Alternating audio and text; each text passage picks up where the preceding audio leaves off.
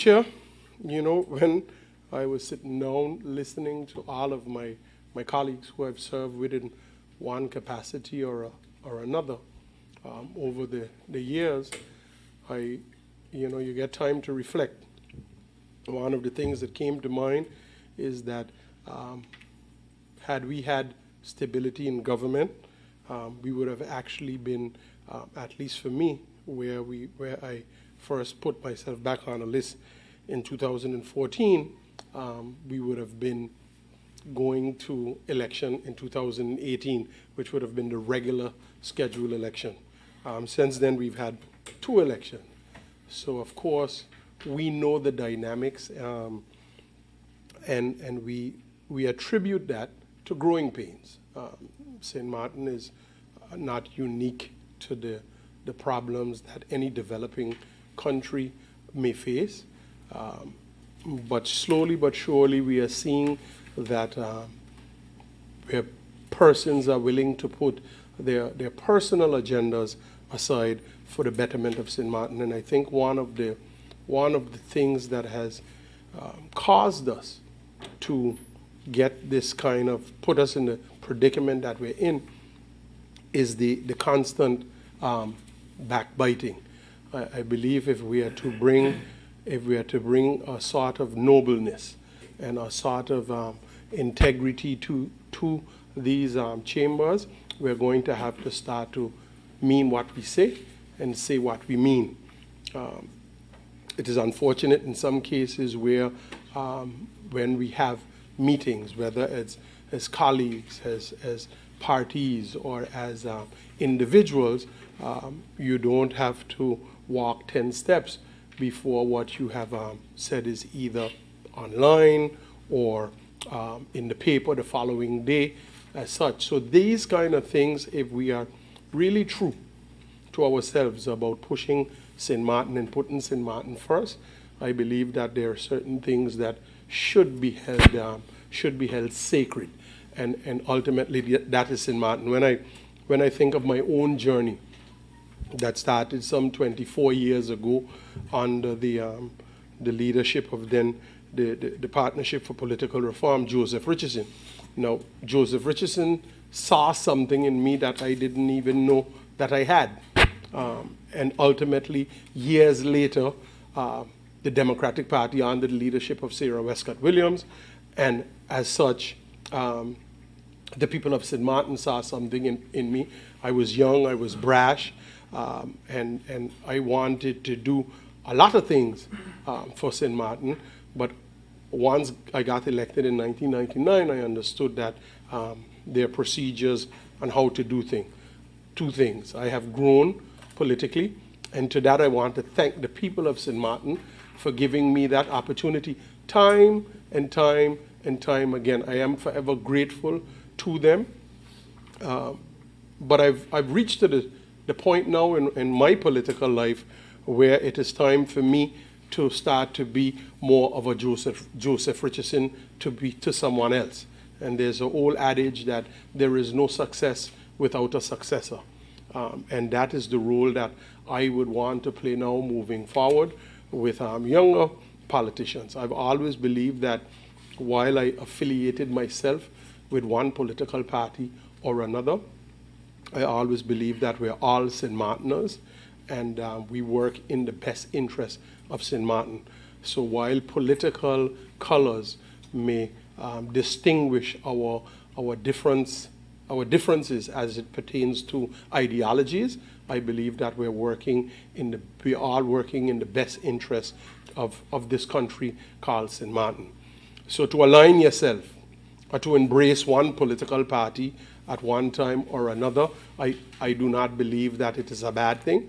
It is considered in certain instances a good thing, because we are working in the benefit of what we call this sweet St. Martin land. So again, I would like to thank the colleagues who I've worked with in this last governing term from 2016 to present. Some of you I knew growing up, MP Hyacinth Richardson, MP Rudolph Samuel, MP Claret Connor, MP Theodore Heiliger, MP Silvio Matza, MP Tamara Leonard. There were those I did not necessarily know, which were like a George Pantoflet. I knew him as a grown man. Chanel Brown Bill I got to know later on when he ran with us in 2014. My good friend Cookie Bijlani on my right, and of course Perry Healings. I want to say it has been an honor and a privilege to serve with you. It goes to show that my advice, and I too can learn things, and what I've learned is never make a judgment about a person that you have not met and have not worked with. Always reserve some time to know that person and understand that person your own self, and then you judge that person. I can say today that it has been an excellent working relationship with my faction. I want to thank MP Teo Heiliger for giving me the opportunity and my faction to be the faction leader for the time that I was the faction leader. I want to thank my colleagues for allowing me to steer the party in the parliamentary procedures over the last 2 years, and to reaching out to me for advice, and I hope that the advice I've given you was sound advice. I want to thank the Griffied and their staff of Parliament for their professionalism over the 2 years. One thing I can say for sure, you were professional from beginning to end.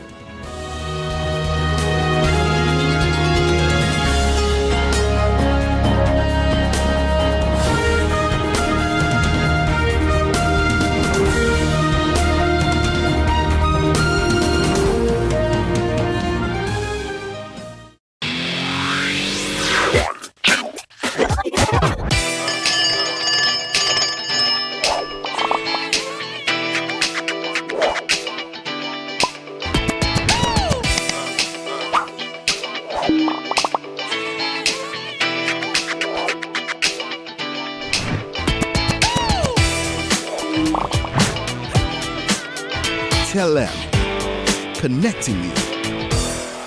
GEBE has been faithfully serving the communities of St. Martin, powering your home and our economy.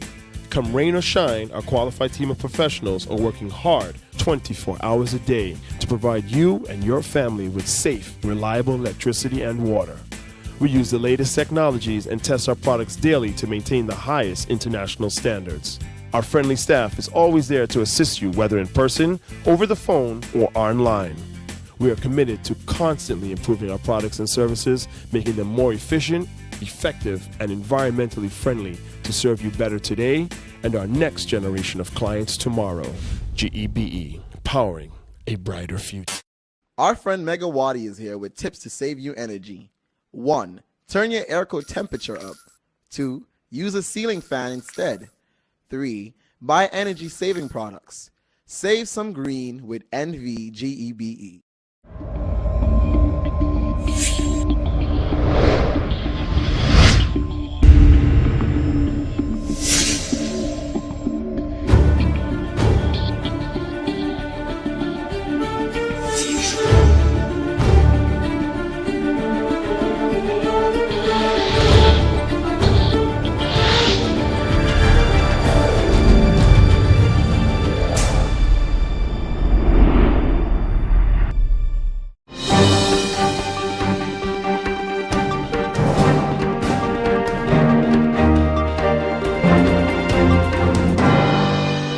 Elucidation on the human rights to social protection of the poor and needy workers, the seniors, and their families in this community.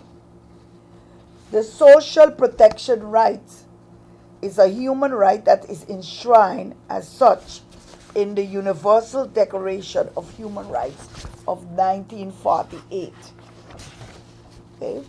The International Covenant on Economic, Social, and Cultural Rights is dated from 1966.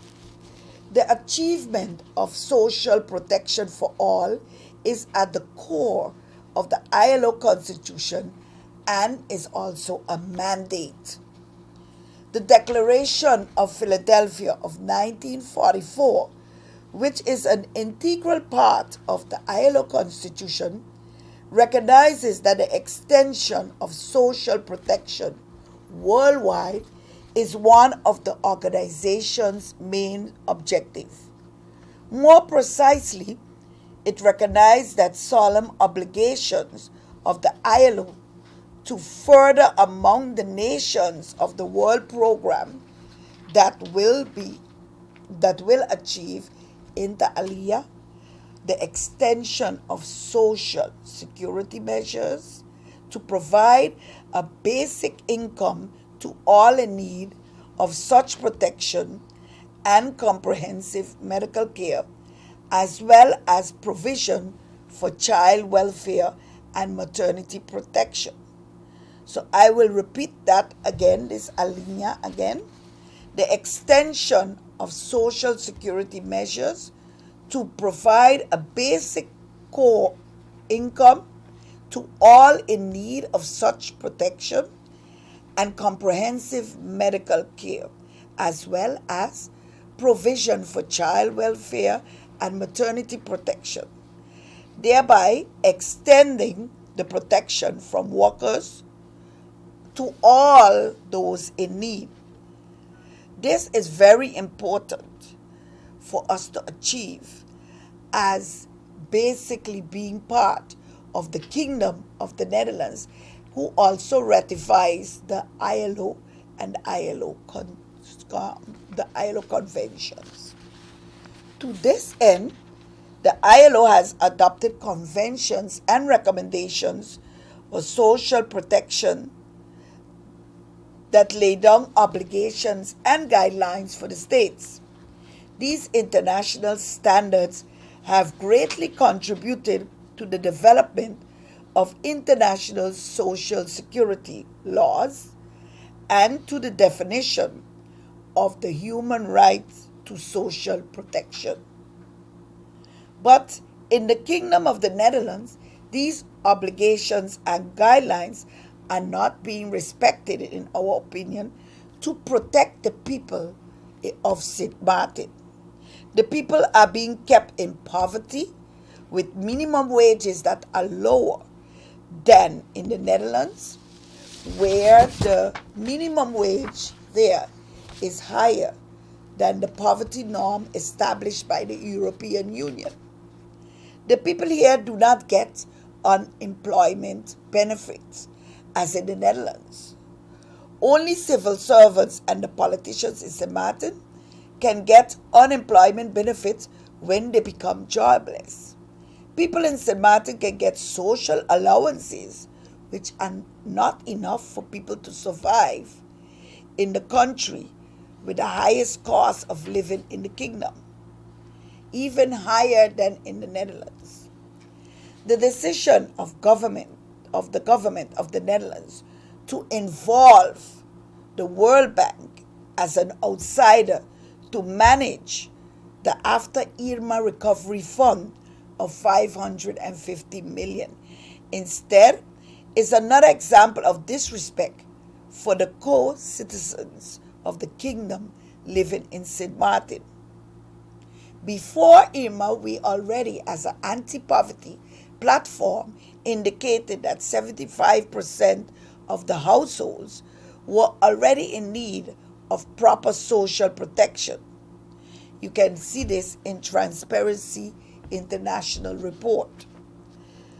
Now, after Irma, that the social, economic, and financial situation of people in Sint Maarten became worse.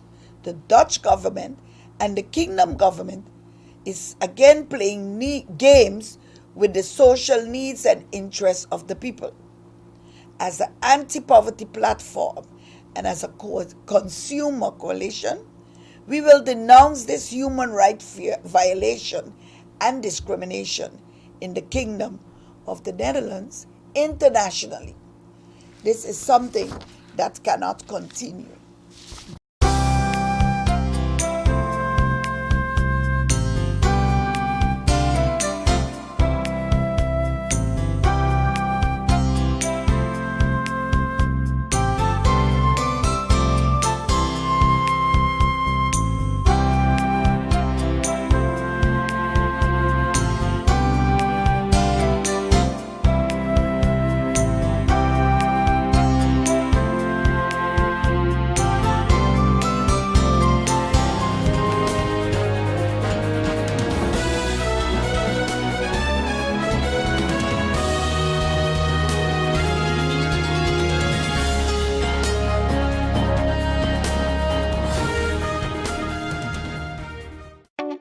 people all across St. Martin are switching to a more rewarding experience.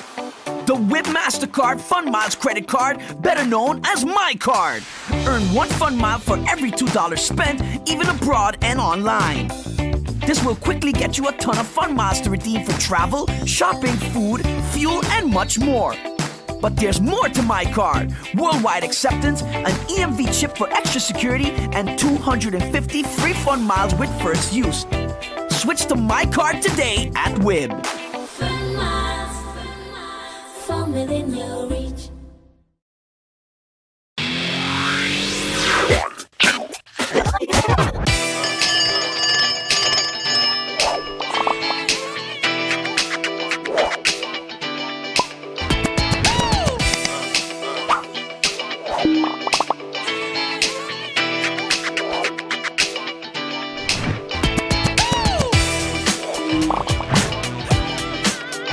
Tell them, connecting you.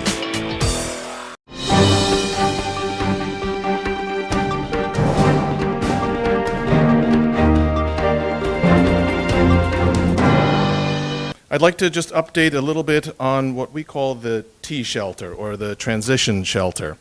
This is housed in Sucker Garden in an abandoned small hotel, which has been completely renovated and now in use through the Dr. J Foundation, which has been contracted by the Ministry of VSA to function as a transition shelter, or as we call it, the T shelter.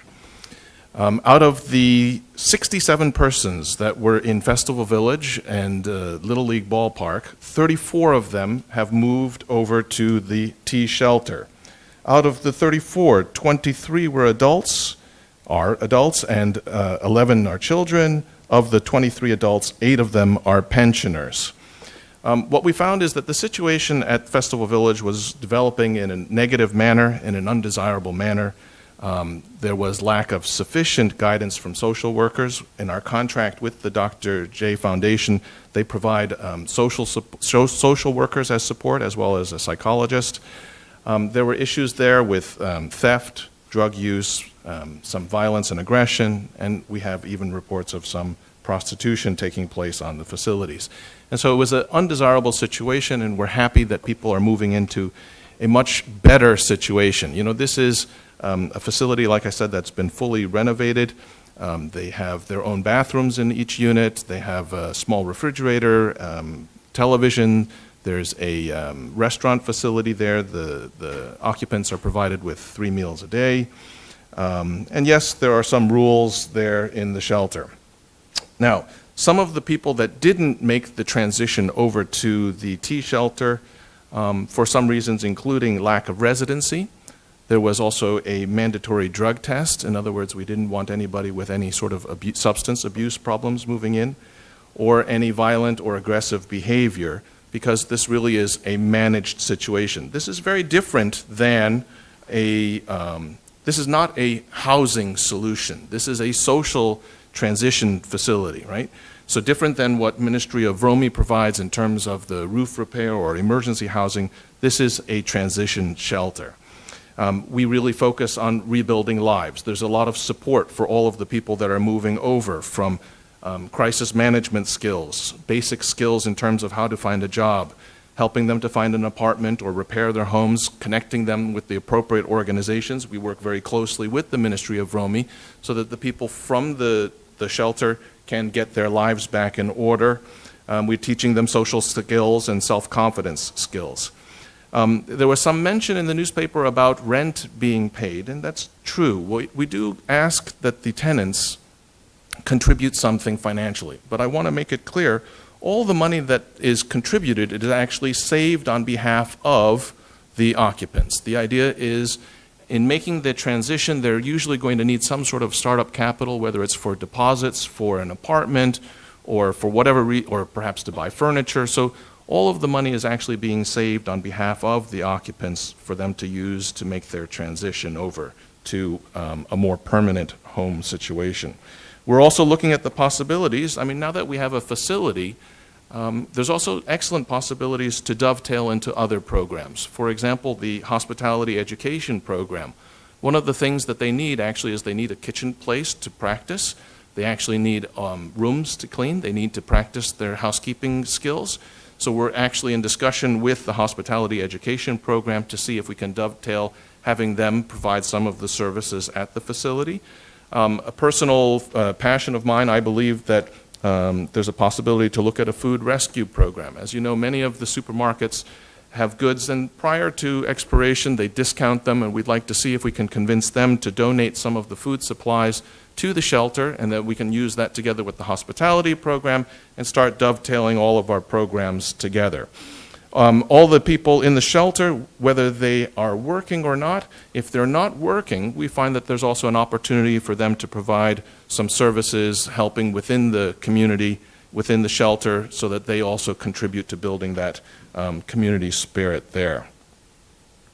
And for those that didn't qualify to move over, we are working with them, helping them to meet with other organizations to see what kind of a solution can be found for them. But that's something that's in progress.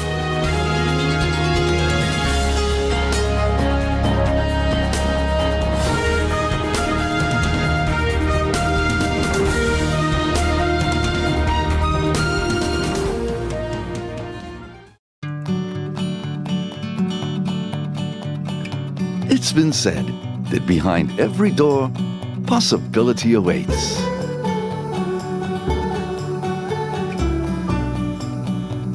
How much possibility depends on which door you open first. Every day, we help our customers discover the possibilities in their lives. It all starts with a conversation. Scotiabank. Discover what's possible.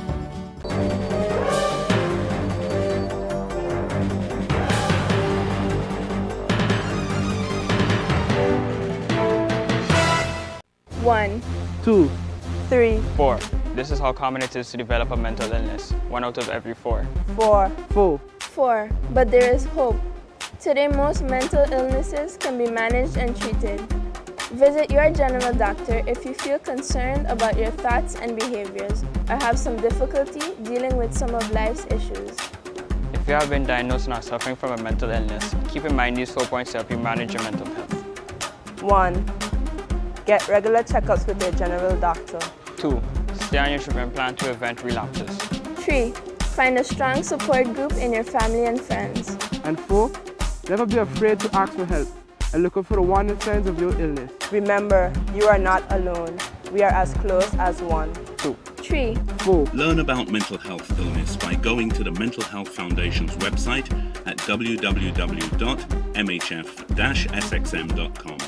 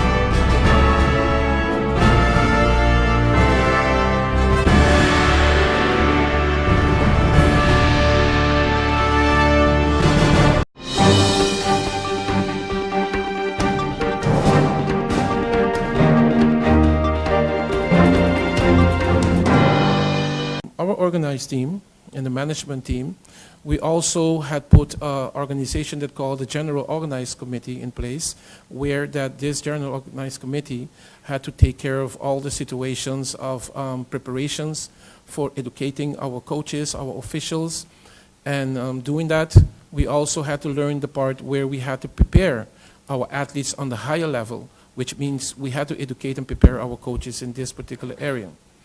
And this happened during the time where we send out our athletes to prepared until they participate in also competition events to qualify themselves, to evaluate themselves on the level, on the standard that is necessary, so we can be able to participate in these games.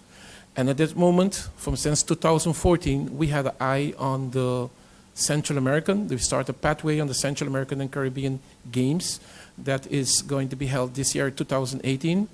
It's going to be celebrated in Colombia and Barranquilla from July 18 to August 3rd. And unfortunately, St. Martin is part of that. St. Martin did qualify with athletes, and it's a historical moment for us that we make the qualifications with 7 athletes, including 1 female, and it's a full delegation that is going now. Unfortunately, after 2017 with the Hurricane Irma, we had a great loss, especially with the further development, where we had to fly out our athletes to Curacao, and also we couldn't make it with the baseball selection team because of the different downfalls and what was happening with the family and the loss. So the baseball selection could not make it, and we have right now 7 sports we are going to mention. Those disciplines right now that is in great preparation, all the aquatic organization, we have what swimmer from the Athletic Federation, we have qualifications from judo, we have also cycling that is going to take part in the Central American Games, and we have sailing that is going to be with 4 athletes in these games for this year, 2018. What I would like to mention is that the downfall from Irma put us in a devastating situation where that at this moment, I would like to first congratulate and also thank for all the support that we get from government. That is the first place I would like to say. And also in the private sector where we had Nagico supported us, they sponsor us as partnership. The GB and they supported us big time as well. And and Princess Juliana Airport, where also give us a head start in the beginning to comply with our movements.